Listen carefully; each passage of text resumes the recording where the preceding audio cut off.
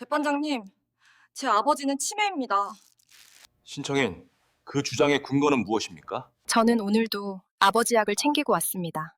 구독과 좋아요, 그리고 따뜻한 댓글 부탁드립니다. 여러분의 작은 관심이 더 좋은 영상을 만드는 큰 힘이 됩니다. 한국 서울가정법원 법정안은 유난히 차가웠습니다. 난방이 돌아가도 사람의 말이 먼저 공기를 얼렸지요. 도연은 단정한 정장을 입고 서류철을 양손으로 잡고 있었습니다. 모서리가 손바닥을 눌러도 그는 표정 하나 바꾸지 않았습니다. 그가 한 걸음 앞으로 나설 때마다 구두굽이 바닥을 딱딱 두드렸습니다. 그 소리는 법정의 숨소리까지 줄 세우는 듯 했습니다. 재판장은 법복 소매 끝을 정리했습니다. 펜을 들어 메모하려다 잠깐 멈추었습니다. 그 멈춤은 망설임이 아니라 습관이었습니다. 말이 길어지기 전 진실이 가장 잘 튀어나오는 순간을 기다리는 습관 말입니다. 재판장은 도연의 시선을 받지 않고 서류를 내려다보았습니다. 법정은 늘 종이로 시작해 종이로 끝났습니다. 누군가의 삶이 종이 위에서 접히고 펴졌지요. 만수는 피신청인석에 앉아 있었습니다. 그는 두 손을 무릎 위에 가지런히 올려놓고도 손가락 끝을 가만두지 못했습니다. 손톱 아래가 까맣게 물든 채였습니다. 오래전부터 바닷물과 얼음과 비린내에 닿아온 손이었습니다. 그런데 오늘 그의 손은 바다보다 더 깊은 데에 잠겨 있었습니다. 그는 고개를 들지 못했습니다. 들면 아들이 눈에 들어올 것이고 그 눈을 보면 자신이 무너질 것 같았기 때문이죠. 도연은 준비해온 문장을 조용히 꺼냈습니다. 목소리는 낮고 단정했습니다. 그는 감정을 넣지 않았습니다. 감정을 넣지 않는 것이 그에게는 효율이었습니다. 서류를 한 장 넘기고 진단서를 짚고 계좌 내역을 짚었습니다. 그는 아버지의 일상을 숫자로 잘라 올렸습니다. 방문 간격, 병원 기록, 약 처방, 통장 출금.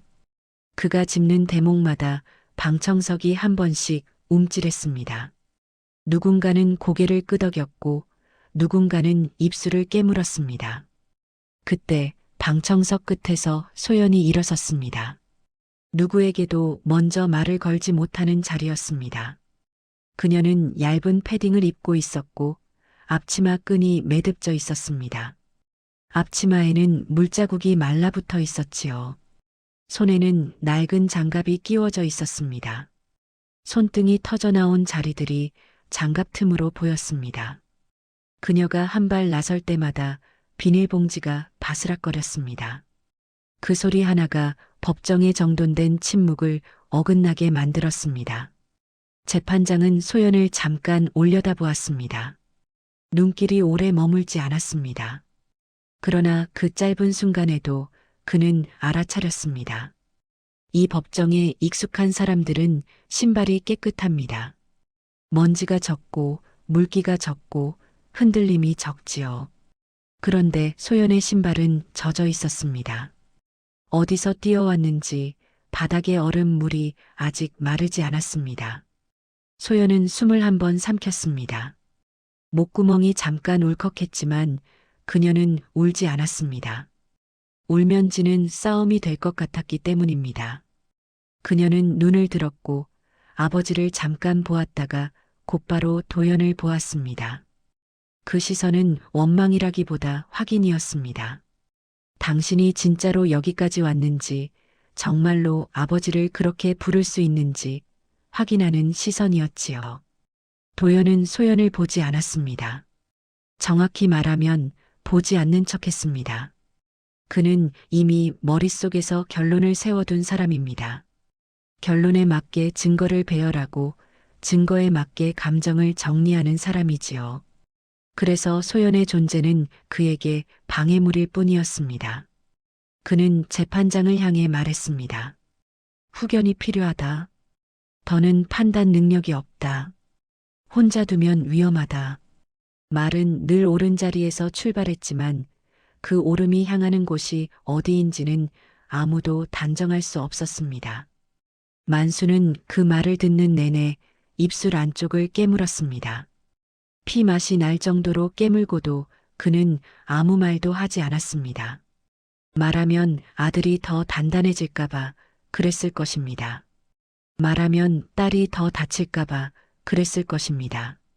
말하지 않으면 자신이 덜 죄인 같을 것이라 착각했기 때문이기도 하지요. 그러나 침묵은 사람을 살리지 못합니다. 침묵은 그저 시간을 늦출 뿐입니다. 재판장은 다시 질문했습니다. 근거는 무엇입니까? 지금까지 도연이 내민 것은 종이였습니다.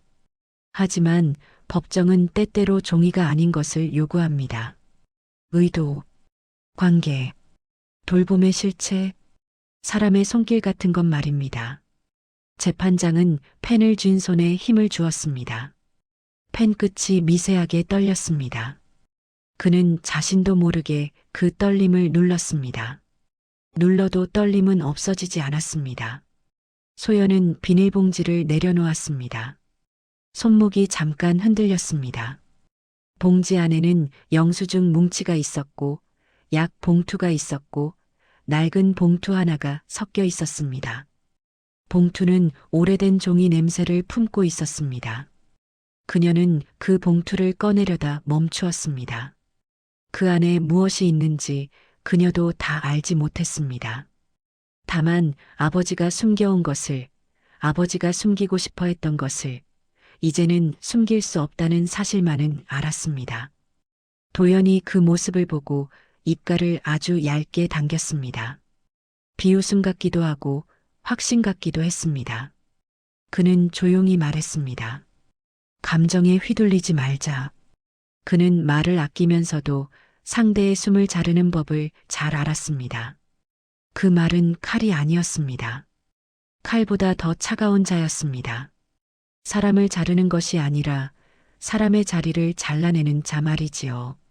소연은 다시 입을 열었습니다. 그녀는 소리를 높이지 않았습니다. 높이면 상대가 원하는 그림이 되기 때문입니다. 그녀는 낮게, 단단하게 말했습니다. 오늘도 약을 챙기고 왔다. 어제도 그랬고, 그제도 그랬다. 그러면서 그녀는 자신의 장갑 낀 손을 한번 내려다보았습니다. 그 손이 법정의 깨끗한 종이를 더럽힐까봐 조심하는 동작이었습니다. 하지만 그 손이 아니면 만수는 이미 오래전에 혼자 무너졌을 것입니다.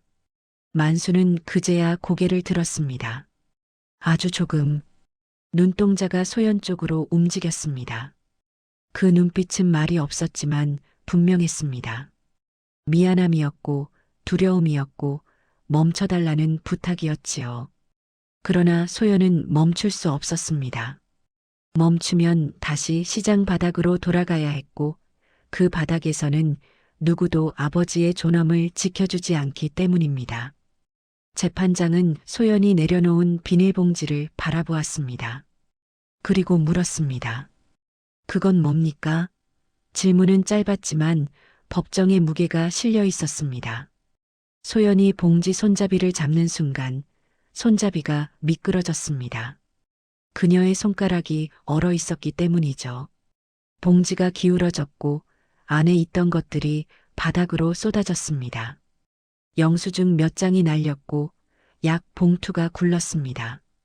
그리고 마지막으로 낡은 봉투 하나가 툭 하고 떨어졌습니다. 바닥에 닿는 소리가 유난히 크게 울렸습니다. 그 소리에 만수의 어깨가 움찔했습니다. 도연의 눈썹이 아주 미세하게 흔들렸습니다. 재판장의 시선이 봉투에 꽂혔습니다.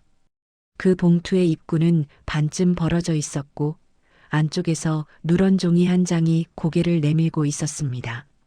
그 종이 끝에 찍힌 글자 하나가 이 가족의 운명을 지금 막 뒤집으려 하고 있었습니다. 하지만 그 글자를 먼저 알아본 사람은 도연이 아니었습니다. 노량진의 새벽은 늘 먼저 깨어 있었습니다. 사람보다 비린내가 먼저 길을 열었죠. 바닥은 젖어 있었고 차가웠습니다. 얼음이 녹아 물이 되었고 그 물이 다시 발을 잡았습니다. 소연은 시장 입구에서 숨을 고르고 들어갔습니다. 입김이 마스크 안쪽에 맺혔습니다. 한번 들이마시면 비린내가 폐로 들어왔죠. 그 냄새를 견디는 법을 그녀는 배웠습니다. 그녀의 손에는 장갑이 있었습니다. 젖은 장갑은 살을 더 차갑게 만들었습니다. 장갑 틈새로 손등이 갈라져 있었습니다. 피가 마르면 금이 더 깊어졌습니다. 그녀는 스티로폼 상자를 끌어당겼습니다. 상자 밑에서 물이 질질 흘렀습니다. 발목이 젖었고 양말이 눅눅해졌습니다. 그래도 멈추지 않았습니다. 칼을 잡는 순간이 늘 첫 싸움이었습니다. 미끄러지지 않게 손가락에 힘을 줬죠. 칼날이 비늘을 긁을 때 소리가 났습니다. 마치 종이를 찢는 소리 같았습니다. 주변 상인들은 말을 아꼈습니다. 새벽엔 말보다 손이 먼저 움직이니까요. 소연은 말 대신 고개로 인사했습니다. 그 인사가 끝나기도 전에 손은 다시 바빴습니다. 그녀가 뜬 생선은 금세 팔려나갔습니다. 고객은 생선의 눈을 보고 값부터 물었습니다. 값을 깎는 목소리는 날이 서 있었습니다. 소연은 웃지 않았고 대신 손을 더 빨리 움직였습니다. 돈은 손에서 손으로 건너갔습니다. 그러다 어느 순간 손에서 사라졌습니다. 남는 건 동전 냄새와 젖은 지폐의 촉감뿐이었습니다. 그 촉감이 이상하게 차갑게 느껴졌습니다. 그녀는 계산을 머릿속에서 했습니다. 오늘 벌어야 할 금액이 떠올랐죠. 병원비가 얼마였는지, 약값이 얼마였는지, 월세가 며칠 남았는지도 떠올랐습니다. 그 숫자들은 잠깐씩 숨을 막았습니다. 하지만 그녀는 숨을 길게 내쉬었습니다. 그 숫자를 견디는 법도 배웠습니다. 견디지 않으면 무너진다는 걸 알았으니까요. 점심 무렵 손끝 감각이 둔해졌습니다. 칼잡이 손가락이 내 손이 아닌 듯 했죠. 그럴수록 손은 더 세게 쥐었습니다. 세게 쥐면 피가 다시 배어나왔습니다. 피가 나오면 비린내가 더 짙어졌습니다. 그 냄새가 옷에 붙고 머리에 붙었습니다. 집에 가도 빠지지 않는 냄새였습니다. 그래도 그녀는 그 냄새를 싫어하지 않았습니다. 그 냄새는 오늘을 버틴 증거였죠. 그리고 오늘을 버티면 내일이 왔습니다. 내일이 오면 아버지의 약을 챙길 수 있었습니다. 그것 하나로 그녀는 버텼습니다. 그날도 그녀는 약국으로 갔습니다. 주머니 속 지폐를 펴며 손이 떨렸습니다. 약사는 계산기를 두드렸습니다. 삑소리 하나가 괜히 크게 들렸습니다. 봉투에 약이 담겼습니다. 종이 봉투는 가볍지만 무거웠습니다. 그 무게가 손목으로 내려앉았죠. 그녀는 봉투를 품에 넣었습니다. 그 다음은 반지하였습니다. 한국 서울 변두리, 해가 잘 들지 않는 골목. 계단을 내려가면 공기가 달라졌습니다. 축축한 냄새가 먼저 맞았습니다. 문 앞에서 그녀는 잠깐 멈췄습니다. 두드리기 전에 숨을 고르는 습관이 있었습니다. 문을 열면 현실이 바로 얼굴을 치니까요. 그녀는 문손잡이를 조용히 돌렸습니다. 안쪽에는 작은 전기난로가 있었습니다. 불빛은 약했고 방은 더 어두웠습니다. 만수는 이불을 덮고 앉아 있었습니다. TV는 켜져 있었지만 소리는 작았습니다. 그는 고개를 돌리지 않았습니다. 누가 들어왔는지 알면서도 모르는 척했죠. 그 무심함이 그녀를 늘 아프게 했습니다. 하지만 그녀는 아프다는 말을 하지 않았습니다. 그녀는 국그릇을 상 위에 올렸습니다. 뚜껑을 열자 김이 살짝 올라왔습니다. 김은 곧장 천장으로 붙었다가 사라졌습니다. 그 짧은 김이 방안을 잠깐 따뜻하게 했습니다. 약 봉투도 옆에 놓았습니다. 봉투 위에 손을 얹고 잠깐 눌렀습니다. 바람에 날아가지 않게 눌렀죠. 그 눌림은 어쩐지 다짐 같았습니다. 만수의 손이 이불 밖으로 나왔습니다. 손가락 끝이 떨렸습니다. 그는 약 봉투를 보다가 국그릇을 봤습니다. 그리고 다시 아무 말도 하지 않았습니다. 말이 없으면 더 선명해지는 것들이 있습니다. 기침소리, 숨소리, 방의 습기, 그리고 어색한 침묵의 무게였죠. 소연은 그 무게를 견디며 그릇을 앞으로 밀었습니다. 그녀는 병원 영수증 뭉치를 꺼냈습니다. 서랍에 차곡차곡 넣으려 했죠. 영수증은 얇고 많았습니다. 얇은 종이가 쌓이면 두꺼워졌습니다. 그 종이 더미가 그녀의 시간을 말해줬습니다. 누구를 몇 번 데려갔는지 말해줬죠. 몇 번을 기다렸는지도 말해줬습니다. 그 종이들은 울지 않았지만 충분히 말이 많았습니다.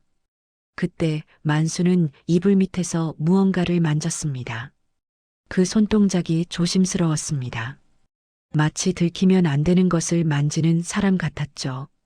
소연은 그 움직임을 모른 척 했습니다. 모른 척 하는 것도 돌봄의 일부였습니다. 상처를 건드리면 더 곱는 법이니까요. 그녀는 대신 바닥을 정리했습니다. 물 묻은 신발을 문 옆에 가지런히 두었습니다. 그러다 그녀의 시선이 문틈 아래로 갔습니다. 바닥과 문 사이에 종이가 끼어 있었습니다. 누런 봉투 한 모서리였죠. 누가 일부러 숨긴 것처럼 보였습니다. 그녀는 잠깐 망설였습니다. 보면 안 되는 것이란 걸 알았기 때문입니다. 하지만 내일 법정이 떠올랐습니다. 그곳에서 그녀는 말로만 싸워야 했습니다. 말은 늘 약했습니다. 특히 서류 앞에서는 더 약했죠. 그래서 그녀는 조용히 봉투를 꺼냈습니다. 봉투는 오래된 종이 냄새를 품고 있었습니다. 봉투는 두껍지 않았습니다. 그런데 손의 쥔이 묘하게 무거웠습니다. 그 무게가 무엇인지 그녀는 몰랐죠. 알지 못하는 것이 더 무서웠습니다. 그녀는 봉투를 열지 않았습니다. 열면 되돌릴 수 없을 것 같았으니까요. 대신 봉투를 영수증 뭉치와 함께 비닐봉지에 넣었습니다. 비닐이 바스락거리며 숨을 삼켰습니다. 만수는 그 소리를 들었지만 말이 없었습니다. 그 침묵은 허락인지 경고인지 알 수 없었죠. 소연은 국그릇을 다시 만져봤습니다. 이미 조금 식어 있었습니다. 그녀는 숟가락을 손에 쥐어 그의 앞에 놓았습니다. 숟가락 끝이 작은 소리를 냈습니다. 그 소리 하나가 방 안에서 크게 울렸죠. 만수는 그제야 숟가락을 잡았습니다. 그의 손은 여전히 떨렸습니다. 하지만 숟가락은 입으로 향했습니다. 그 한 번의 움직임이 그녀를 살렸습니다. 살린다는 건 이런 것이었죠. 소연은 문 앞에서 다시 장갑을 꼈습니다. 장갑 안쪽이 젖어 있었고 차가웠습니다. 그 차가움이 손바닥에 달라붙었습니다. 그녀는 그 차가움을 떼어내지 않았습니다. 문을 나서기 전에 그녀는 뒤를 돌아봤습니다. 만수는 등을 보인 채 밥을 먹고 있었습니다. 그 등은 작아 보였습니다. 그 작은 등을 그녀가 떠받치고 있었습니다. 계단을 올라오자 바람이 얼굴을 쳤습니다. 겨울바람은 늘 정직했습니다. 춥다고 말하지 않아도 춥게 만들었죠. 그 바람 속에서 그녀는 비닐봉지를 더 꼭 쥐었습니다. 내일은 법정입니다. 내일은 말로 싸워야 합니다. 그녀는 영수증 뭉치가 젖지 않게 품에 넣었습니다. 봉투도 그 안에서 조용히 숨을 쉬었습니다. 그녀는 몰랐습니다. 내일 그 차가운 법정 바닥에 그 봉투가 먼저 굴러떨어질 줄은요. 한국 서울의 병원 로비는 늘 밝았습니다. 밝은 곳일수록 그림자는 선명했지요. 막내딸은 젖은 장화를 끌고 들어갔습니다. 바닥에 광택이 신발을 비쳤습니다. 그 반짝임이 낯설게 느껴졌습니다. 접수 창구 앞 줄은 길었습니다. 줄의 끝에서 숨을 고르는 사람이 많았습니다. 막내딸은 장갑을 벗지 못했습니다. 손등이 터져 있는 걸 들킬까 봐였죠. 그녀는 장갑 낀 손으로 번호표를 쥐었습니다. 번호가 불릴 때마다 심장이 뛰었습니다. 사람들은 숫자 하나에 고개를 들었지요. 막내딸도 마찬가지였습니다. 그녀는 몇 번을 삼켰습니다. 목구멍이 마른 종이처럼 거칠었습니다. 창구의 직원은 모니터를 보았습니다. 눈동자는 화면에서만 움직였습니다. 막내딸이 가까이 서자 직원이 말했습니다. 어르신 성함이 어떻게 되세요? 막내딸은 목소리를 낮췄습니다. 아버지요. 저기 병실에 계세요. 직원은 키보드를 두드렸습니다. 딱딱한 소리가 로비에 쌓였습니다. 그 소리는 칼질 소리와 달랐습니다. 시장에서는 칼이 살을 가르지만 여기서는 숫자가 사람을 갈랐습니다. 직원의 표정이 잠깐 굳었습니다. 미납이 좀 있으시네요. 막내딸은 이미 알고 있었습니다. 알면서도 듣는 말은 따로 찔렀죠. 그녀는 고개를 숙였습니다. 제가 오늘 일부만이라도 내고요. 나머지는 다음 주에 꼭 내겠습니다. 말끝이 자꾸 흔들렸습니다. 끝이 흔들리면 마음도 들키는 법입니다. 직원은 대답 대신 계산기를 두드렸습니다. 삑 소리가 났습니다. 그 소리 하나가 유난히 크게 들렸습니다. 직원은 화면을 돌리지도 않은 채 말했습니다. 이건 분납이 안 됩니다. 지금 결제하셔야 퇴원 절차가 진행돼요. 막내딸의 손이 가만히 떨렸습니다. 그녀는 주머니를 뒤졌습니다. 젖은 지폐가 손가락에 붙었습니다. 지폐를 펴는 동안 손등이 찢어졌습니다. 피가 아주 조금 배어 나왔습니다.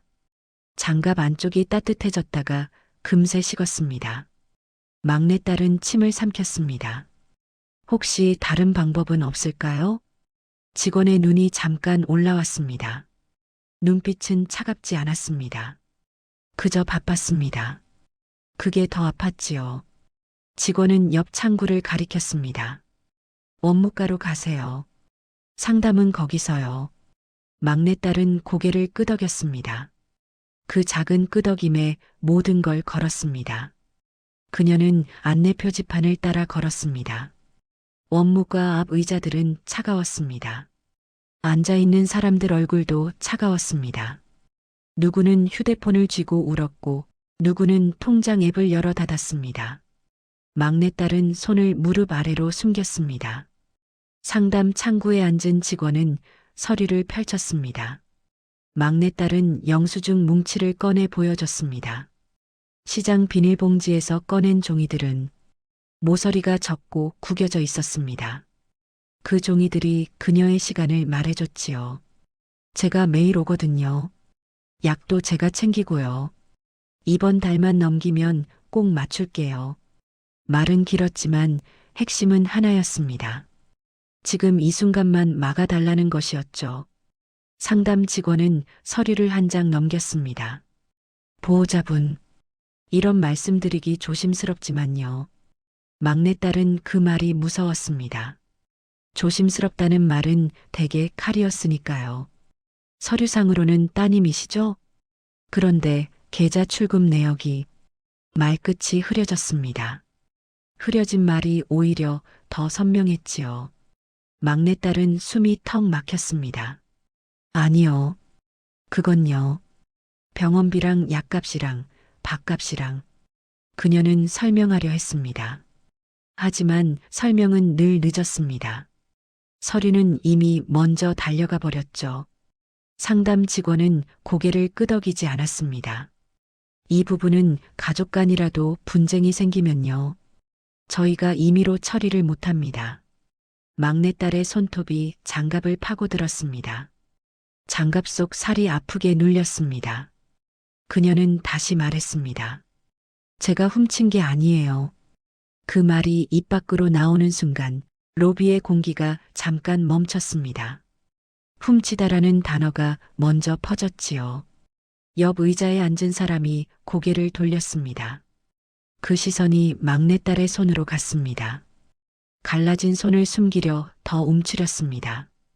움츠린 몸은 더 의심을 샀습니다. 그녀는 그 사실을 알았습니다. 막내딸은 의자에서 일어섰습니다. 그녀는 가방을 열고 영수증을 더 꺼냈습니다. 종이들이 바닥에 흩어질 뻔했습니다. 그녀는 급히 주워 담았습니다. 종이 한 장도 잃으면 안 되는 처지였죠. 그녀는 마지막으로 고개를 숙였습니다. 제발이요. 하루만. 그 말이 끝나기도 전에 상담 직원의 전화벨이 울렸습니다. 그 벨소리가 그녀의 말 위를 밟고 지나갔습니다. 막내딸은 병원을 나왔습니다. 바람이 얼굴을 세게 쳤습니다. 병원 로비의 따뜻한 공기가 문 밖에서 한 번에 끊겼지요. 그녀는 목도리를 더 당겼습니다. 손에 쥔 것은 약 봉투였습니다. 약 봉투는 가볍지만 그날은 유난히 무거웠습니다. 약 봉투를 쥔 손이 떨렸습니다. 그 떨림이 부끄러워 주머니에 숨겼습니다. 그녀는 다시 한국 노량진 수산시장으로 갔습니다.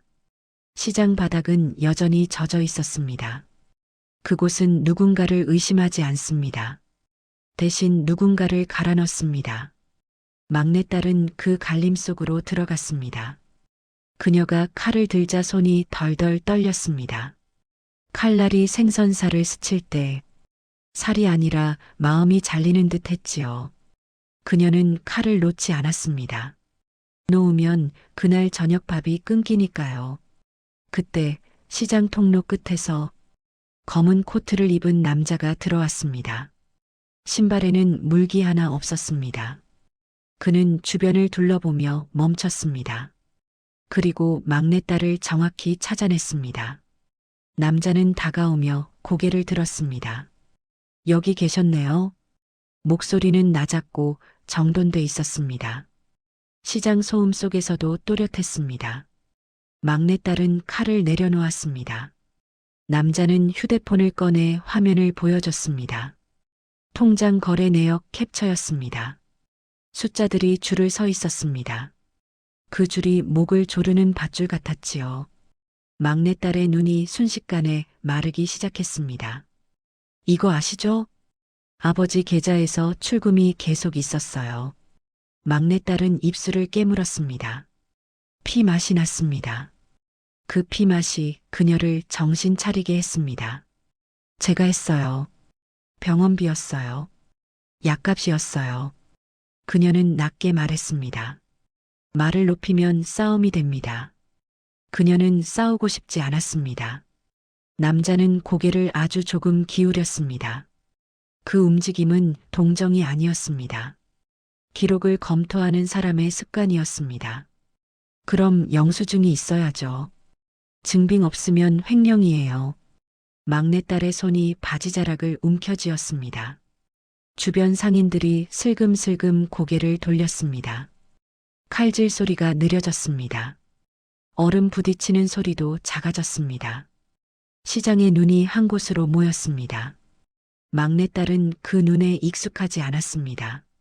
저는 훔친 게 아니에요. 그녀는 또 그 말을 했습니다.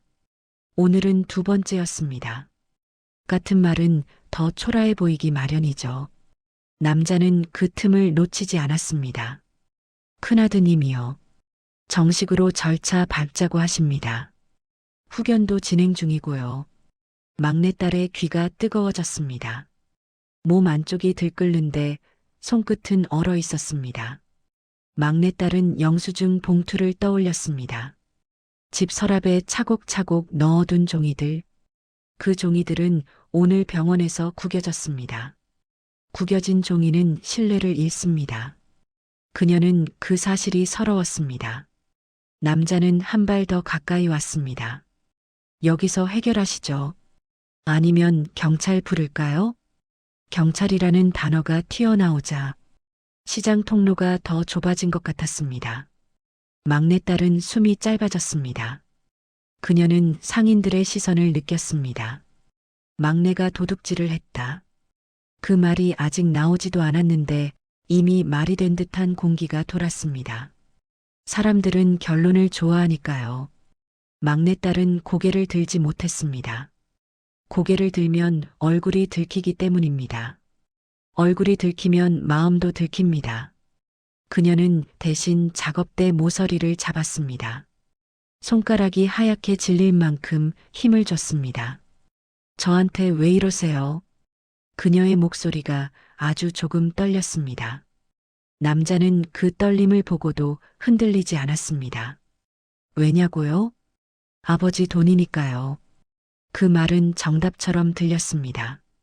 그래서 더 잔인했지요. 막내딸은 순간 아버지 얼굴이 떠올랐습니다. 반지하에서 등을 보인 채 숟가락을 들던 모습, 그 등에 대고 말을 못하던 자신, 그 침묵이 오늘을 불렀을지도 모릅니다. 그녀는 눈을 감았다가 다시 떴습니다. 그녀는 비닐봉지를 열었습니다. 병원 영수증 몇 장을 꺼내 들었습니다. 적고 구겨진 종이들이 바람에 흔들렸습니다. 남자는 종이를 받아들지 않았습니다. 그 대신 사진을 찍듯 눈으로 훑었습니다. 이걸로는 부족합니다. 전체 내역이 필요해요.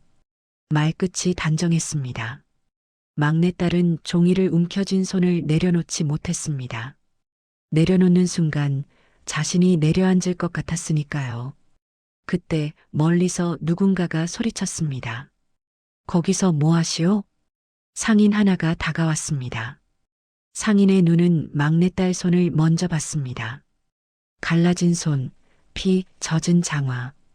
그 다음에 남자를 봤지요. 남자는 상인에게 고개를 숙였습니다. 예의는 있었습니다. 시장에서는 예의가 더 무섭습니다. 정리할 일이 있어서요. 가족 일입니다. 상인은 가족이라는 말을 듣고도 물러서지 않았습니다. 가족이면 더 조심해야지. 그 말이 막내딸의 숨을 조금 돌려줬습니다. 하지만 남자는 한마디를 더 얹었습니다. 고소 들어가면요. 시장분들도 증인 되셔야 합니다. 그 말에 상인의 얼굴이 굳었습니다. 증인이라는 단어는 사람을 멀어지게 합니다. 막내딸은 그 변화를 바로 느꼈습니다. 상인은 입술을 달싹이다가 뒤로 물러섰습니다. 그가 물러서는 순간 막내딸의 배가 꺼지는 듯 했습니다. 사람이 떠나는 소리는 조용합니다. 조용해서 더 크게 들리지요. 막내딸은 그 조용한 소리를 온몸으로 들었습니다. 남자는 휴대폰을 들어 어딘가에 보고했습니다. 네, 지금 만났습니다. 자료는 불충분합니다. 그 짧은 통화가 모든 걸 결정짓는 듯 했습니다. 막내딸은 통화 끝을 기다렸습니다. 통화가 끝나면 칼이 내려올 것 같았으니까요. 남자가 전화를 끊고 말했습니다. 내일 법원으로 오세요. 통장 거래 다 정리해서요. 막내딸은 대답하지 못했습니다. 대답이 목에서 걸렸습니다. 대신 그녀는 고개를 끄덕였습니다. 남자는 돌아섰습니다. 신발에 물기가 여전히 없었습니다. 막내딸은 그 신발을 보며 생각했습니다. 저 사람은 시장 바닥을 모릅니다. 바닥을 모르는 사람이 가족을 말하는 순간이란 참으로 기가 막힌 운명입니다. 남자가 사라진 뒤 막내딸은 작업대 앞에 그대로 섰습니다. 칼을 다시 들었지만 손이 움직이지 않았습니다. 얼음 위에 생선 눈이 반짝였습니다. 그 눈이 마치 누군가의 눈 같았습니다. 그녀는 천천히 칼을 움직였습니다. 칼끝이 떨리면 더 크게 다칠 수 있습니다. 그래서 더 조심했습니다. 조심하는 동안 눈물이 올라왔습니다. 눈물은 떨어지지 않았습니다. 떨어지면 손이 미끄러지니까요. 그날 밤 그녀는 반지하로 갔습니다. 약 봉투를 내려놓고도 말이 나오지 않았습니다. 아버지는 등을 돌린 채 앉아 있었습니다. 그 등은 오늘따라 더 작았습니다. 막내딸은 그 작은 등을 보며 내일 법정에서 자신이 도둑이 될지도 모른다고 생각했습니다. 그리고 바로 그 순간이었지요. 아버지의 이불 아래에서 아주 미세한 종이 스치는 소리가 났습니다. 그는 그날 밤 숨겨둔 종이봉투를 다시 꺼낼 수밖에 없었을 것입니다. 한국 서울 변두리에 반지하는 낮에도 밤 같았습니다. 창문은 도로보다 낮았고 사람 발목만 오갔지요. 젖은 신발들이 지나갈 때마다 유리창엔 물비늘이 번졌습니다. 아버지는 그 물비늘을 오래 봤습니다. 보고 있었다기보다 눈이 그쪽으로 굳어 있었죠. 손에는 약통이 들려 있었습니다. 뚜껑은 열렸다 닫혔다만 했습니다. 약을 꺼내려다 멈추고 꺼내려다 또 멈췄습니다. 손끝이 말을 듣지 않았습니다. 손이 떨리면 마음이 들키는 법이지요. 그는 그 떨림을 숨기려 이불을 더 끌어당겼습니다. 방 안엔 국 냄새가 아직 남아 있었습니다. 따뜻했던 냄새는 금세 식어 습기와 섞였고 벽지 틈새에 스며들었습니다. 그 냄새가 이상하게 죄 같았습니다. 그는 작은 상을 바라봤습니다. 그 위에는 약 봉투가 놓여 있었고 영수증 뭉치가 한쪽에 눌려 있었습니다. 종이들은 얇았지만 무게는 가벼워지지 않았습니다. 그 종이들이 말해주고 있었죠. 누가 매번 여기까지 왔는지를요. 그는 고개를 돌렸습니다. 보면 견딜 수 없을 것 같았습니다. 견디지 못하면 입이 열릴까봐, 입이 열리면 그동안 숨겨온 게 쏟아질까봐. 그는 입술을 다시 깨물었습니다. 휴대폰이 진동했습니다. 짧고 단정한 진동이었습니다. 그 진동은 마치 문서의 모서리처럼 각졌지요. 그는 화면을 보지 않으려 했습니다. 하지만 손은 이미 움직였습니다. 큰아들의 이름이 떠 있었습니다. 아버지는 화면을 한번 문질렀습니다. 손바닥에 땀이 묻었고 화면은 더 번들거렸습니다. 그 번들거림이 자기 얼굴처럼 낯설었습니다. 내일 병원 쪽 자료 제가 정리해요. 아버지는 가만히 계세요. 괜히 말 섞으면 더 복잡해집니다. 문자는 짧았습니다. 짧을수록 명령이 되지요. 아버지는 답장을 치지 못했습니다. 손가락이 멈췄습니다. 멈춘 손가락이 오히려 진짜 대답이었을 것입니다. 그는 잠깐 밖으로 나갔습니다. 반지하 계단은 늘 축축했습니다. 발바닥이 한 칸씩 미끄러질 때마다 조심해라라는 소리가 귀 뒤에서 울리는 듯 했지요. 누가 말해주는 건 없는데 몸이 먼저 겁을 냈습니다. 골목바람은 매서웠습니다.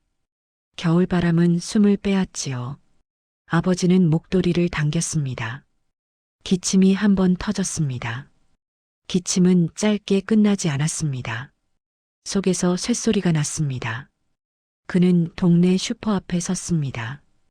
유리문엔 광고지가 붙어 있었습니다. 카드 환영이라는 글자가 어쩐지 남의 말 같았지요. 그는 지갑을 꺼냈다가 넣었습니다. 돈이 없는 게 아니라 돈이 의미가 없어지는 순간이 너무 빨리 온 탓이었습니다. 한때 그는 바다 쪽에서 이름이 있었습니다. 이름은 사람을 키워주고 사람을 태우기도 하지요. 그는 바다 냄새 속에서 큰 소리도 쳤고 사람들 앞에서 웃기도 했습니다. 그런데 지금은 숨을 크게 쉬는 것도 조심스러웠습니다. 버스 정류장에 앉았을 때였습니다. 저만 치서 비닐봉지가 바스락거렸습니다. 그 소리 하나가 그의 귀를 잡아당겼습니다. 아버지는 고개를 들었습니다. 시장 앞치마를 두른 여자가 빠른 걸음으로 지나갔습니다. 손에는 봉지가 들려 있었고 봉지 속에서 종이가 삐져나와 바람에 흔들렸지요. 그 종이 끝이 낯익은 모서리처럼 보였습니다. 아버지는 이유를 몰랐습니다. 왜 가슴이 내려앉는지, 왜 손끝이 얼어붙는지, 그저 눈이 한 번 더 그쪽으로 갔습니다. 그 여자는 뒤를 돌아보지 않았고 그는 부르지도 못했습니다. 부르면 무엇이라 부를까요? 이름을 부르면 죄가 따라 나올 것 같았지요. 그는 결국 아무 말도 하지 않았습니다. 말 대신 주머니 속 손을 꽉 쥐었습니다. 손바닥에 손톱 자국이 남았습니다. 그날 밤 아버지는 반지하로 돌아왔습니다.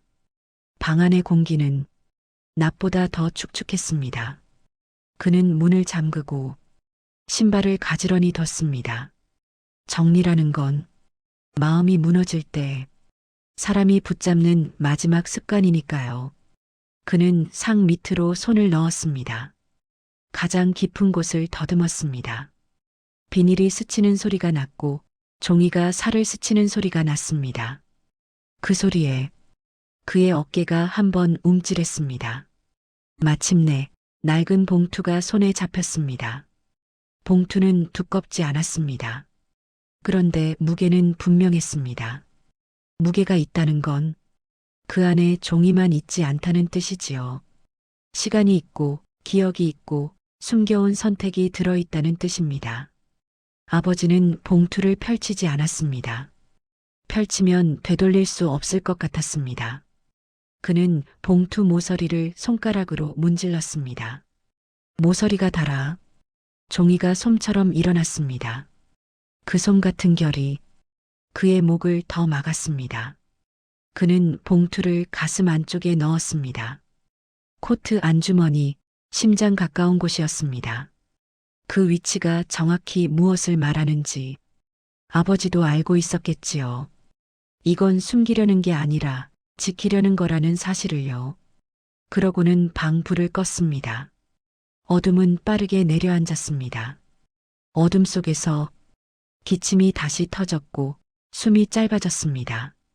그는 손을 가슴에 얹었습니다. 봉투가 그 아래에서 딱딱하게 버티고 있었습니다. 그는 그 봉투가 누군가의 손에 넘어가면 모든 것이 끝난다는 걸 알고 있었을 것입니다. 한국 서울의 밤은 종이 소리로도 들렸습니다. 로펌 회의실에서 출력기가 뱉어내는 소리, 스테이플러가 찍히는 소리, 서류철 모서리가 탁탁 부딪히는 소리 말이지요. 도연은 늦은 시간까지 책상 앞에 앉아 있었습니다. 커피는 이미 식어 있었고 그는 마시지도 않은 채 컵을 옆으로 밀었습니다. 그에게 중요한 건 카페인이 아니었습니다. 정리였습니다. 책상 위엔 인쇄된 문서들이 줄을 섰습니다.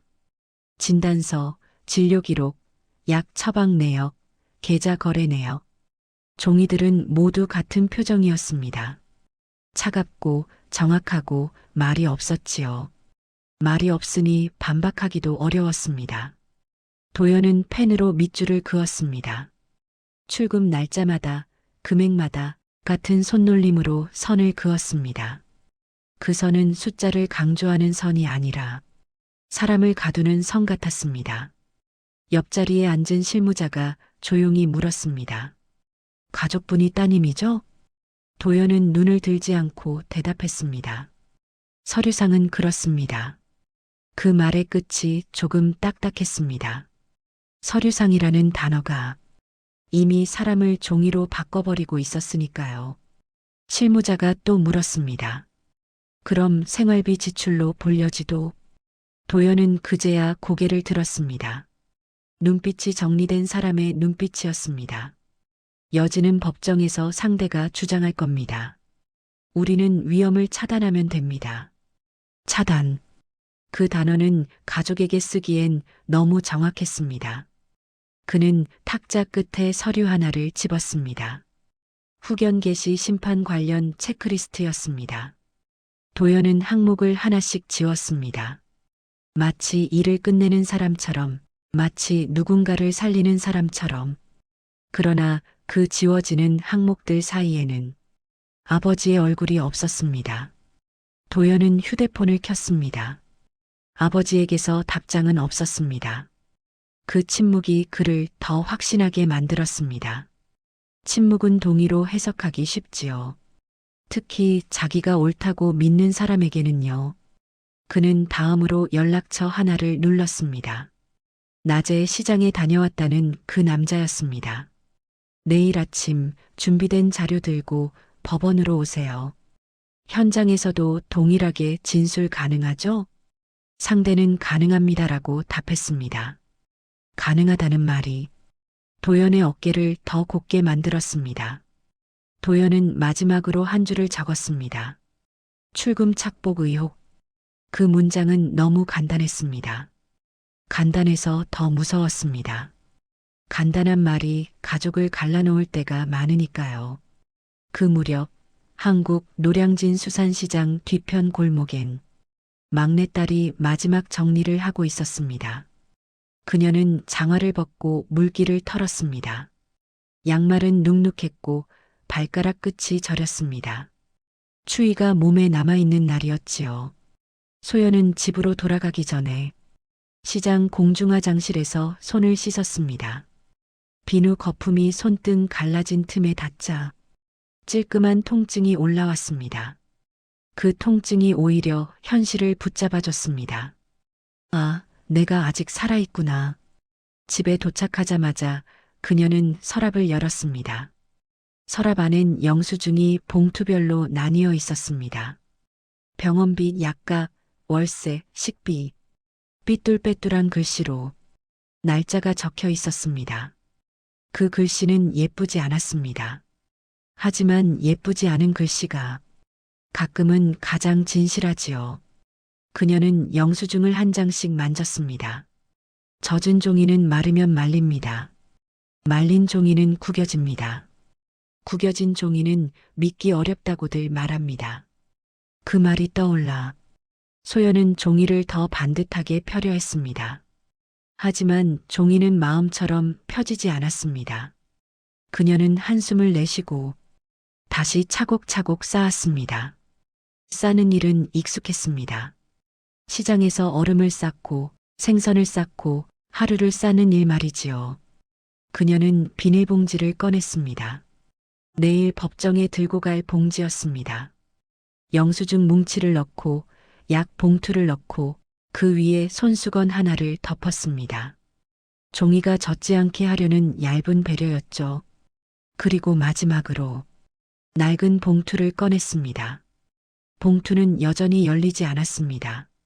종이 냄새가 났고 모서리는 닳아 있었습니다. 그 봉투를 쥐고 있으면 어딘가에서 바닷바람이 스치는 듯 했습니다. 소연은 봉투를 열지 않았습니다. 열면 그 순간부터 자신이 감당해야 할 것이 달라질 것 같았습니다. 법정은 진실을 좋아하는 척하지만 진실을 다 받아주진 않지요. 그녀는 그 사실을 오늘 병원에서 배웠습니다. 방 한쪽에서 아버지가 기침을 했습니다. 소연은 몸을 굳혔다가 천천히 고개를 돌렸습니다.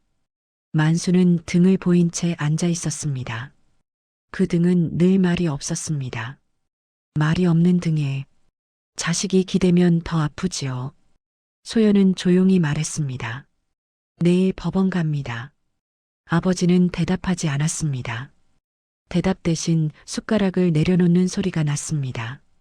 숟가락이 상을 치는 소리는 서류철 소리보다 더 크게 들렸습니다.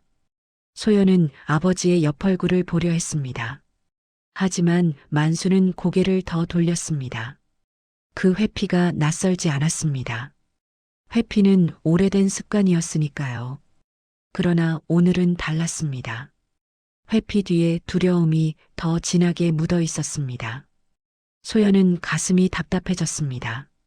답답함이 올라오면 사람은 말을 길게 하게 됩니다. 그녀는 길게 말하지 않았습니다. 대신 비닐봉지 손잡이를 더 꽉 잡았습니다. 손잡이가 손가락을 파고들었습니다. 그 통증이 말 대신 나왔습니다. 잠자리에 들기 전 그녀는 외투 주머니를 확인했습니다. 현금은 많지 않았고 교통카드 잔액도 바닥이었습니다. 그래도 봉지 안의 종이들은 오늘보다 더 단단히 묶었습니다. 한 장이라도 잃으면 내일은 더 쉽게 도둑이 될 수 있었으니까요. 한편 같은 시간 도연은 서류철을 닫으며 마지막 문장을 중얼거렸습니다. 아버지를 보호하는 겁니다. 그 말은 스스로에게 하는 말이었습니다. 누군가에게 들려주기엔 너무 안전한 말이었지요.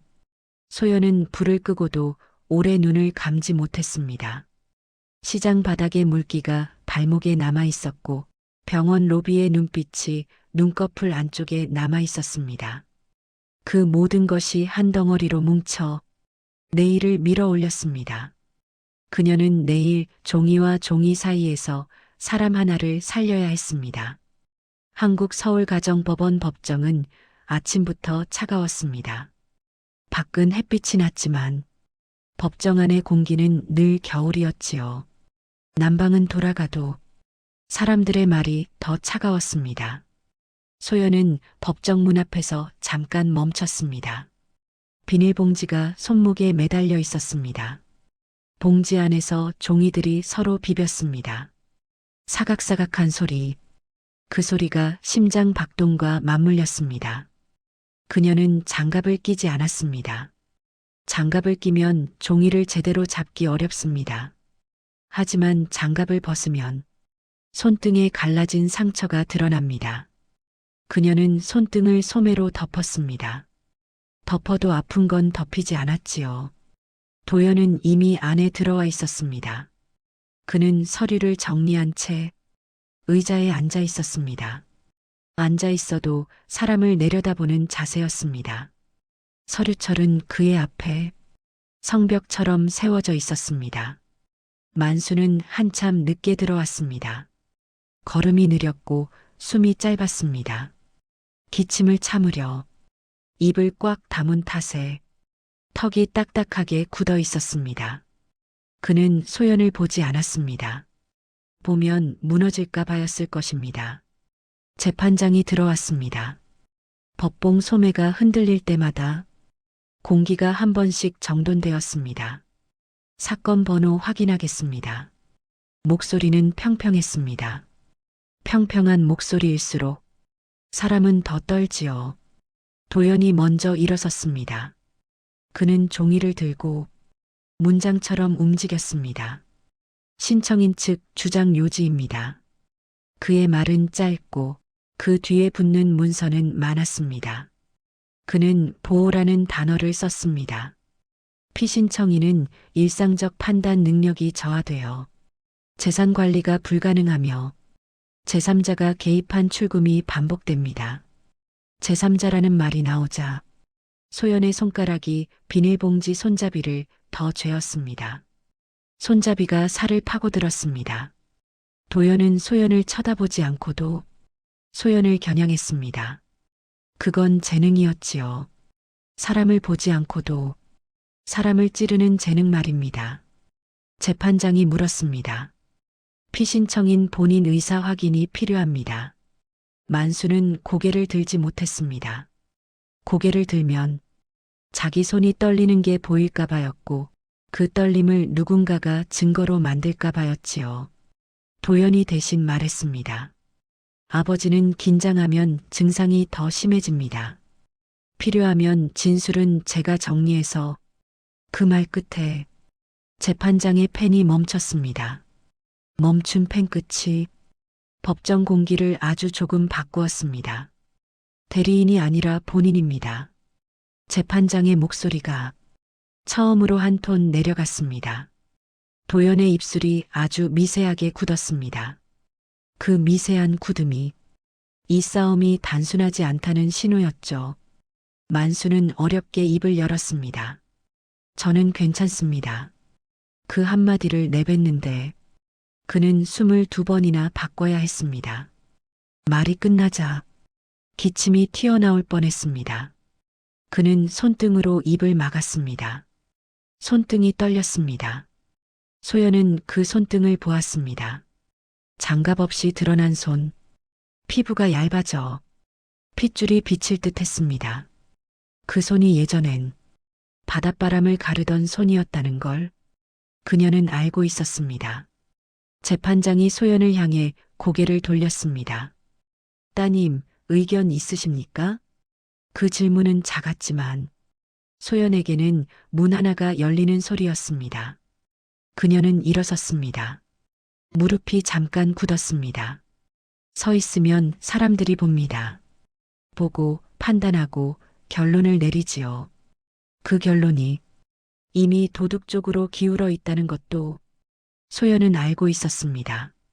그녀는 숨을 고르고 말했습니다. 저 오늘도 아버지 약을 챙기고 왔습니다. 그 말은 이미 한 번 했던 말입니다.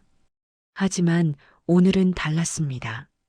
오늘은 그 말이 증거가 없는 진심이 될 수도 있었으니까요. 도연이 바로 끼어들었습니다. 그런 주장만으로는 부족합니다. 오히려 반복 출금이 설명되지 않습니다. 그는 반복이라는 단어를 또박또박 눌러 말했습니다. 눌러 말한 단어가 소연의 목을 눌렀습니다. 소연은 비닐봉지를 들었습니다. 여기 영수증이 있습니다. 그녀의 손이 잠깐 미끄러졌습니다. 겨울바람에 손이 마르고 병원 로비에서 땀이 났고 그 사이 종이의 가루가 손바닥에 남아 있었지요. 재판장이 손짓했습니다. 제출해 보세요. 그 손짓은 간단했습니다. 간단한 손짓 하나가 사람의 운명을 바꾸기도 하지요. 소연은 앞으로 걸었습니다. 구두가 아니라 젖은 운동화였습니다. 바닥에서 작은 소리가 났습니다. 그 소리는 법정에서 유난히 크게 울렸습니다. 그녀는 서류함 앞에 섰습니다. 봉지를 내려놓으려는 순간 손잡이가 다시 한번 미끄러졌습니다. 비닐이 바스락 울었습니다. 그리고 그 안에서 종이들이 서로 밀치며 쏟아질 듯 흔들렸습니다. 도연의 눈동자가 그 움직임을 따라갔습니다. 재판장의 시선도 그쪽으로 옮겨갔습니다. 만수는 의자에 앉아 숨을 멈춘 채 바라봤습니다. 그 잠깐의 멈춤 속에서 세 사람의 마음이 한꺼번에 조여졌습니다. 소연은 봉지를 다시 붙잡았습니다. 손끝이 아팠습니다. 아픔이 없었다면 그녀는 이미 놓쳤을지도 모릅니다. 그녀는 봉지를 겨우 안정시켜 영수증 뭉치를 꺼내려 했습니다. 그때 도연이 낮게 말했습니다. 재판장님, 증빙을 제출하려면 전체 거래 내역이 먼저입니다. 부분 영수증은 오히려 조작 가능성이 큽니다. 조작이라는 단어가 법정 바닥에 뚝 떨어졌습니다. 그 단어 하나로 소연의 손이 더 떨렸습니다. 재판장은 소연의 손을, 정확히는 소연이 쥔 비닐봉지를 보았습니다. 봉지 안쪽에서 낡은 종이봉투의 모서리가 보였습니다. 그 모서리는 이상하게 낯설지 않았습니다. 재판장도 모르게 그 모서리의 시선이 잠깐 머물렀습니다. 만수는 그 시선을 알아챘습니다. 그는 무릎 위에 손을 움켜쥐었습니다. 손톱이 살을 파고들었습니다.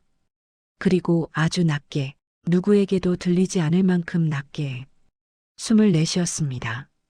소연은 영수증을 꺼내며 낡은 봉투를 다시 가슴 쪽으로 밀어 넣었습니다. 보이게 하면 안 된다는 본능이었지요. 그 본능이 정확히 무엇에서 오는지 그녀는 아직 몰랐습니다. 재판장은 영수증을 받으며 말했습니다. 서류는 접수하겠습니다. 추가 자료 제출 기한을 드리죠. 도연은 고개를 끄덕였습니다. 그 끄덕임은 승리의 끄덕임이 아니라 예정대로라는 끄덕임이었습니다. 소연은 자리로 돌아가며 손바닥을 봤습니다. 종이가루가 묻어 있었습니다.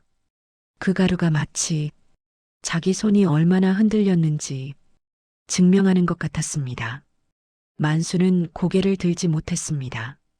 그는 가슴 안쪽을 느꼈습니다. 봉투가 거기 있어야 한다는 걸 몸이 먼저 알았지요. 그 봉투가 없으면 자신이 누구인지도 흐려질 것 같았으니까요. 법정은 다시 조용해졌습니다. 조용해진 법정에서 비닐봉지의 사각거림만 아직 귀에 남아 있었습니다. 그 봉투는 누가 잡느냐에 따라 가족이 되기도 하고 남이 되기도 했습니다. 한국 서울가정법원 법정은 잠깐 정회가 됐습니다. 정회라는 말이 붙으면 사람들은 숨을 쉬는 척하지요. 하지만 숨은 쉬어도 마음은 쉬지 못합니다. 재판장이 서류를 정리하는 동안 법정 안에는 종이 넘기는 소리만 났습니다. 도연은 물 한 모금을 마셨습니다. 목이 마르지 않아도 마시는 물이 있지요. 자기 리듬을 유지하려는 물입니다. 소연은 자리에서 일어나지 못했습니다. 앉아 있는 것도 힘이었습니다. 비닐봉지를 무릎 위에 올려놨는데 봉지 손잡이가 자꾸 손등을 긁었습니다. 그 긁힘이 상처를 다시 깨우는 듯 했습니다. 만수는 고개를 숙인 채 가슴 안쪽을 한 번, 두 번 만졌습니다. 코트 안주머니에 봉투가 있는지 확인하는 손길. 확인하면 마음이 조금 진정되는 사람의 손길 말이지요. 그는 그 손길을 들키지 않으려 이불을 만지듯 천천히 움직였습니다. 정회가 끝나고 재판장이 돌아왔습니다. 그는 펜을 들었다가 잠깐 내려놓았습니다. 그리고 소연이 무릎 위에 올려둔 비닐봉지를 다시 봤습니다. 유난히 오래 봤습니다. 따님, 재판장의 목소리가 낮았습니다. 아까 봉지 안에 낡은 봉투가 보이던데요. 법정 공기가 한번 꺼졌습니다. 꺼졌다가 다시 켜지는 느낌이었지요. 도연이 즉시 반응했습니다. 재판장님, 관련 없는 물건일 가능성이. 재판장은 도연의 말을 끊지 않았습니다. 그냥 손바닥을 살짝 들었습니다. 손바닥 하나가 도연의 문장을 멈췄습니다. 관련이 없으면 더 좋고요. 관련이 있으면 더더욱 확인해야 합니다. 그 말은 누구를 편들기 위한 말이 아니었습니다. 오히려 법정의 체면을 지키려는 말이었지요. 확인하지 않고 넘어가는 일은 나중에 법을 더 더럽히니까요. 소연은 침을 삼켰습니다. 그 봉투는 열지 않았습니다. 열지 않았다는 사실이 오히려 그녀를 더 불안하게 했습니다. 모르는 것을 제출하는 손이 얼마나 떨리는지 그녀는 지금 처음 알았습니다. 만수의 어깨가 아주 미세하게 올라갔다 내려갔습니다. 숨을 크게 들이마셨다가 끝을 삼키는 숨, 그 숨이 하지 마라인지 이제 끝내라인지 누구도 알 수 없었습니다. 재판장은 말했다. 제출할 수 있습니까? 소연은 고개를 끄덕였습니다. 끄덕임이 먼저 나왔고 목소리는 뒤따라오지 못했습니다. 도연이 다시 입을 열었습니다. 증거 능력 다툼은 별개입니다. 감정적 서리로 판단이 흐려질 수 있습니다. 그는 감정이라는 단어를 마치 위험물처럼 내뱉었습니다. 감정은 늘 누군가의 약점으로 취급받지요. 소연은 자리에서 일어섰습니다. 무릎이 한번 꺾였다가 그대로 버텼습니다. 그녀는 비닐봉지를 들고 앞으로 걸었습니다. 걸음이 짧았습니다. 짧은 걸음마다 바닥이 가까워졌습니다. 재판장이 서류함 앞쪽을 가리켰습니다. 거기 위에 올려두세요. 소연은 봉지를 올리려 손을 뻗었습니다. 그 순간 손바닥에 종이가루가 미끄러졌습니다. 아까 영수증을 펼치면서 묻은 가루였습니다. 손끝이 살짝 비틀렸고 봉지 손잡이가 손가락에서 빠졌습니다. 바스락. 비닐봉지가 기울었습니다. 영수증 몇 장이 먼저 미끄러져 나왔고 약 봉투가 뒤따라 굴렀습니다. 그리고 마지막으로 낡은 종이 봉투가 툭 법정 바닥에 떨어졌습니다. 소리는 크지 않았습니다. 하지만 법정에서는 작은 소리가 제일 크게 울립니다. 특히 가족이 깨지는 소리는 더 그렇지요. 만수의 손이 무릎 위에서 확 움켜쥐었습니다. 손톱이 살을 파고들었습니다. 그는 일어나려다 다시 앉았습니다. 앉은 채로 일어나는 사람처럼 몸이 덜덜 떨렸습니다. 도연의 눈동자가 봉투로 떨어졌습니다. 그의 시선은 빠르고 정확했습니다. 그 정확함이 오늘 처음으로 흔들렸습니다. 흔들린 건 눈빛이 아니라 눈빛 뒤에 숨어있던 확신이었지요. 재판장은 자리에서 몸을 앞으로 기울였습니다. 바닥에 떨어진 봉투는 입구가 반쯤 벌어져 있었습니다. 그 벌어진 틈 사이로 누런 종이 한 장이 삐져나와 있었습니다. 소연은 허리를 숙였습니다. 주워 담으려는 손이 멈췄습니다. 재판장이 먼저 말했기 때문입니다. 그대로 두세요. 말은 짧았습니다. 짧은 말이 법정의 방향을 바꾸었습니다. 재판장이 법원 직원에게 고개를 끄덕였습니다. 직원은 장갑을 끼고 봉투를 조심스럽게 집었습니다. 종이가 부서질까봐, 아니면 사람이 부서질까봐 조심스러워 보였지요. 직원이 봉투에서 종이를 꺼냈습니다. 먼저 나온 건 낡은 수기 노트 몇 장이었습니다. 종이 가장자리에 소금기 같은 얼룩이 묻어 있었습니다. 그리고 글씨는 똑바르지 않았습니다. 삐뚤었지만 삐뚤어서 더 사람 냄새가 났습니다. 재판장이 첫 장을 펼쳤습니다. 날짜가 적혀 있었고, 항목이 적혀 있었고, 금액이 적혀 있었습니다. 약가, 병원비, 반지하 월세, 쌀, 국거리, 그리고 그 옆에 이름이 반복되어 있었습니다. 소연. 재판장이 다음 장을 넘겼습니다. 또 소연, 또 소연, 또 소연. 그 반복이 어떤 주장보다 정확했습니다. 누가 돌봤는지, 누가 돈을 썼는지, 누가 시간을 썼는지 그 종이는 다 알고 있었습니다. 도연이 숨을 들이마셨습니다. 그는 입을 열려 했습니다.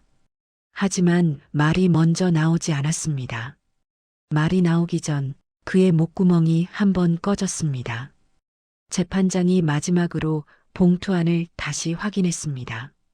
그리고 봉투 바닥에서 다른 서류 묶음이 나왔습니다. 종이는 비교적 깨끗했습니다. 깨끗하다고 해서 새 것은 아니었습니다.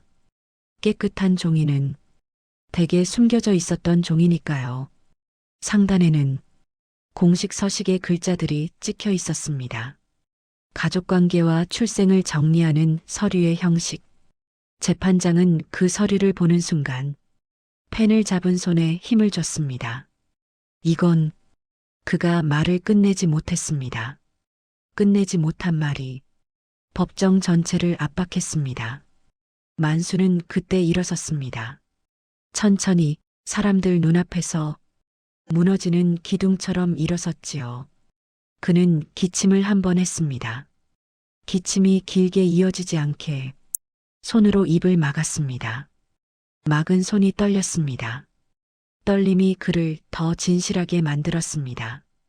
그는 재판장 쪽이 아니라 소연 쪽을 봤습니다. 소연은 고개를 들지 못했습니다. 들면 자신이 들킬 것 같았기 때문입니다. 하지만 만수는 알고 있었지요. 들키는 건 결국 시간 문제라는 걸요. 만수의 목소리가 나왔습니다. 그거 제가 썼습니다. 한 문장, 그 문장이 도연의 서류철보다 무거웠습니다. 도연이 반사적으로 말했습니다. 아버지, 지금 무슨... 만수는 처음으로 도연의 말을 끊었습니다. 그가 아들의 말을 끊은 건 아마 오랜만이었겠지요. 도연아, 이름을 부르는 소리가 이상하게 낮았습니다. 낮아서 더 멀리 갔습니다. 내가 너희를 잘못 키웠다. 그 말은 사과였고 자백이었고 끝내 숨겨온 것의 문을 여는 열쇠였습니다. 그는 재판장 쪽으로 한 걸음 나갔습니다. 걸음이 휘청했습니다. 소연이 반사적으로 손을 뻗었다가 멈췄습니다. 법정에서는 손을 뻗는 것도 증거가 될 수 있으니까요. 만수는 다시 말했습니다. 소연이가 내 딸이다. 그 말은 당연한 말 같았지만 법정의 공기를 뒤집었습니다. 그는 잠깐 숨을 고르고 다음 말을 꺼냈습니다. 그런데 서류가... 그는 서류라는 단어에서 목이 잠겼습니다. 서류가 가족을 막아선 시간들이 그 단어 하나에 다 들어 있었지요. 재판장은 조용히 물었습니다. 서류가 무엇입니까? 만수는 고개를 숙였습니다. 숙인 고개에서 눈물이 떨어지지 않았습니다. 대신 어깨가 한 번, 두 번 들썩였습니다. 눈물보다 더 큰 신호였습니다. 내가 숨겼습니다. 큰 놈은 성공했는데, 막내는 바닥에서 살았는데, 그는 바닥이라는 말을 할 때 법정 바닥을 잠깐 봤습니다. 바닥은 차가웠습니다. 차가운 바닥이 그의 고백을 더 차갑게 다듬었습니다. 도연은 얼굴이 굳었습니다. 굳은 얼굴이 처음으로 어딘가 붉어졌습니다.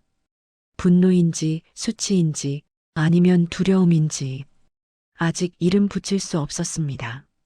소연은 손을 꽉 쥐었습니다. 손바닥에서 피가 나올 듯 했습니다. 그녀는 울지 않았습니다. 울면 또 감정으로 밀릴 것 같았기 때문입니다. 그녀는 그저 서 있었습니다. 서 있는 것이 자기 삶의 방식이었으니까요. 재판장은 수기장부와 서류를 한 번 더 정리해 바라봤습니다. 그리고 단정하게 말했습니다. 오늘은 여기까지 하겠습니다. 추가 심리를 진행하겠습니다. 그의 목소리는 여전히 평평했지만 그 평평함 속에는 이제는 못 본 척하지 않겠다는 결심이 섞여 있었습니다. 법정은 다시 정돈됐습니다. 하지만 정돈된 건 의자와 서류뿐이었습니다. 사람들은 정돈되지 못했습니다. 바닥에서 떨어진 봉투 하나가 이 가족을 서류에서 사람 쪽으로 끌어당기고 있었습니다.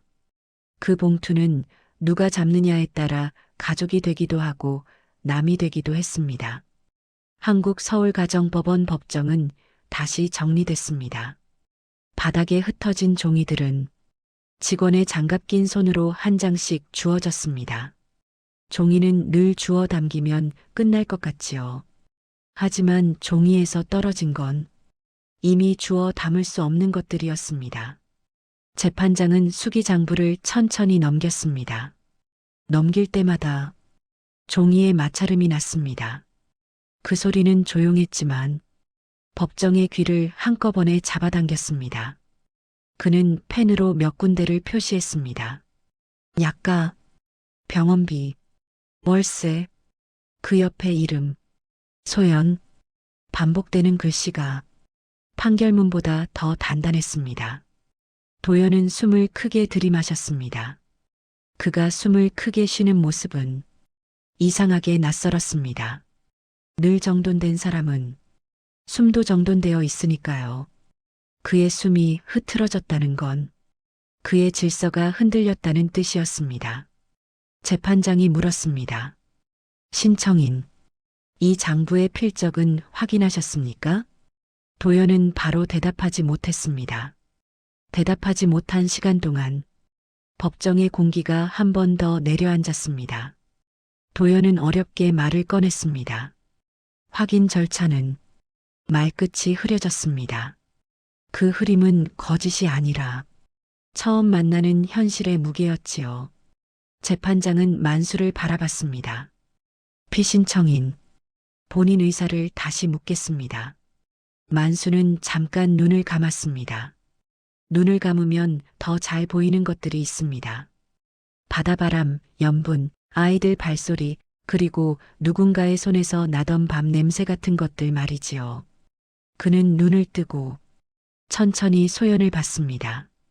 소연은 고개를 들었습니다. 이번에는 피하지 않았습니다.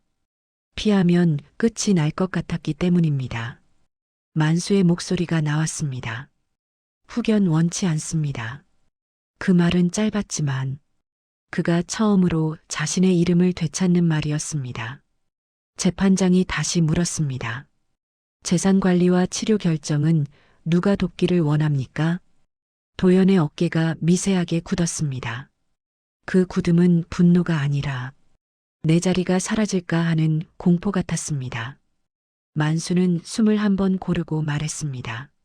소연이, 그 한 단어가 법정의 공기를 갈랐습니다. 소연의 손이 가슴 앞에서 한번 움찔했습니다. 울음이 올라오려 했습니다. 하지만 그녀는 울지 않았습니다. 울면 또 감정으로 취급될까봐였고, 울면 아버지가 더 작아질까봐였지요. 재판장은 고개를 끄덕였습니다. 그 끄덕임은 감정이 아니라 절차의 끄덕임이었습니다. 그러나 절차의 끄덕임이 사람을 살릴 때도 있습니다. 제출된 자료만으로는 후견 개시 요건을 단정하기 어렵습니다. 재판장의 목소리는 평평했습니다. 평평한 목소리가 오히려 확실하게 들렸습니다. 본인 의사도 명확합니다. 따라서 오늘은 후견 개시 청구를 기각합니다. 기각이라는 단어가 떨어지자 법정의 숨이 한번 풀렸습니다. 도연은 입술을 다물었습니다. 담은 입술이 떨렸습니다. 그 떨림이 무엇인지 그도 이름을 붙이지 못했을 것입니다. 승부에서 진 떨림인지, 아버지를 잃는 떨림인지, 자기가 믿던 세계가 무너지는 떨림인지요. 재판장은 마지막으로 덧붙였습니다.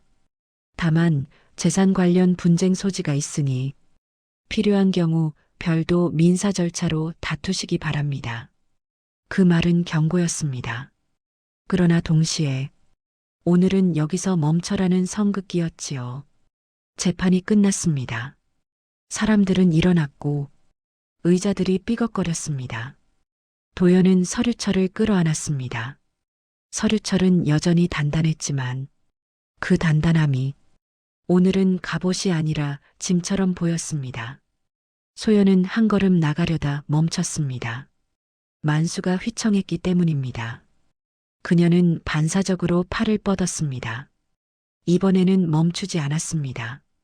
법정에서 손을 뻗는 게 증거가 될까 두렵기보다 아버지가 넘어질까 두려웠으니까요. 만수의 팔이 소연의 팔에 얹혔습니다. 그 팔은 가벼웠습니다. 예전의 팔이 아니었습니다. 그 가벼움이 소연의 속을 더 무겁게 만들었습니다. 도연은 그 모습을 봤습니다. 그는 다가오지 않았습니다. 다가오면 자신이 더 초라해질까 봐였을지도 모릅니다. 그는 대신 한마디를 꺼냈습니다. 아버지. 부르는 소리는 낮았습니다. 만수는 멈춰 서지 않았습니다. 그러나 고개는 아주 조금 돌렸습니다. 도연이 이어 말했습니다. 그동안 제가 대신한다고 생각했습니다. 그 말은 사과가 아니었습니다. 사과는 더 길게 나오니까요.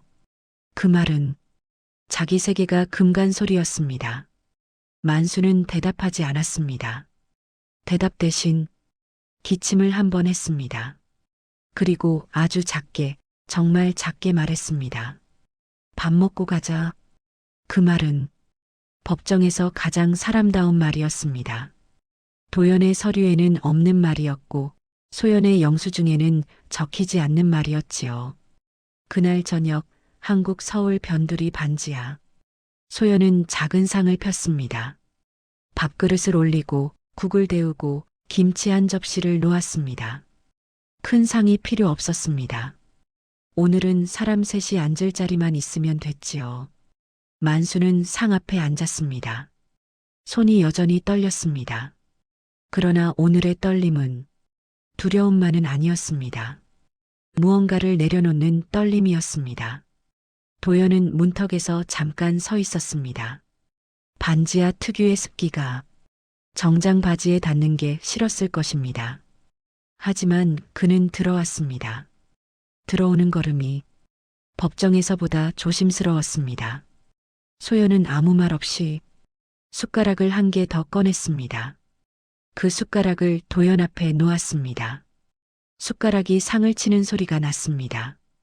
그 소리는 오늘 종이가 떨어지던 소리보다 훨씬 부드러웠습니다. 만수는 숟가락을 들었습니다. 손이 떨려도 숟가락은 밥을 떠올렸습니다.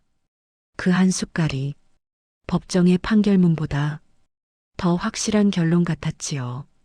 도연은 밥을 보며 입술을 한번 열었다 닫았습니다. 무슨 말을 하려다 포기하는 사람의 표정이었습니다.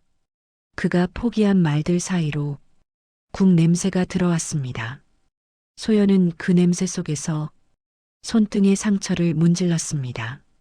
상처는 아직 아팠습니다. 하지만 오늘은 그 아픔이 조금 달랐습니다. 아픔이 끝났다는 뜻이 아니라 아픔을 함께 들 수 있게 됐다는 뜻이었지요. 창문 밖으로는 사람 발목이 지나갔습니다. 그 발목들이 지나가도 오늘 이 방 안의 공기는 어제보다 덜 차가웠습니다. 서리는 끝났고 밥이 남았습니다.